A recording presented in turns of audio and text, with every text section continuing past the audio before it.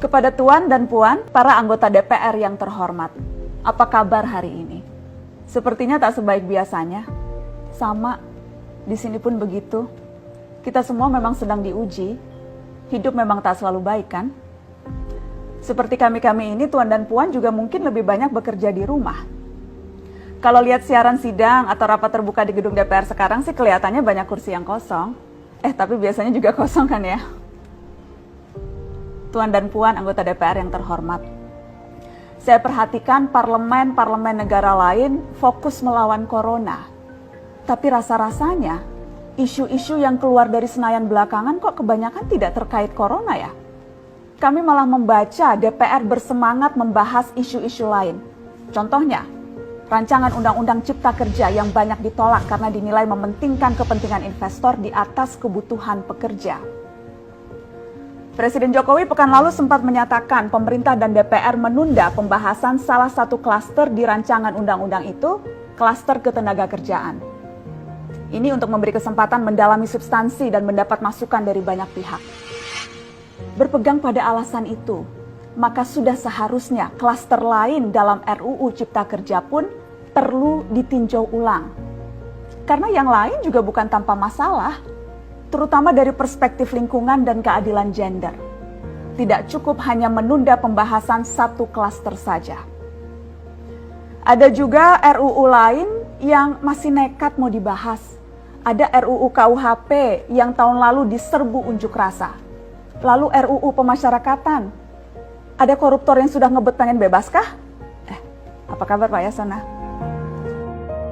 Terus terang saja, membahas undang-undang yang menyangkut hajat hidup orang banyak di masa seperti sekarang ini terlalu mengundang curiga. Gara-gara pandemi yang pada jatuh cinta saja berani menunda nikah loh. Ini kok DPR buru-buru banget kayak lagi kejar setoran? Tidak ada undang-undang yang tidak penting, semua penting. Justru karena undang-undang itu penting, aneh jika pembahasannya diseriusi di waktu seperti sekarang, saat dimana perhatian dan konsentrasi kita sedang terkuras bertahan hidup di tengah wabah. Produk hukumnya pun berpotensi cacat bila tidak memenuhi ketentuan, dan rasanya belum ada aturan pembahasan RUU secara virtual. Jika ngotot menuntaskan Omnibus Law, atau RUU KUHP, atau RUU pemasyarakatan, jangan salahkan jika ada yang menilai DPR tidak menjadikan perang melawan corona sebagai prioritas. Saya percaya setiap tindakan dan keputusan di masa krisis mencerminkan skala prioritas. Atau memang inikah prioritas wakil-wakil rakyat kami saat ini? Bikin ribut juga jelas tak seharusnya jadi prioritas. Satgas COVID-19 DPR kemarin dikabarkan mengimpor jamu ilegal dari Tiongkok secara besar-besaran untuk pasien positif virus corona.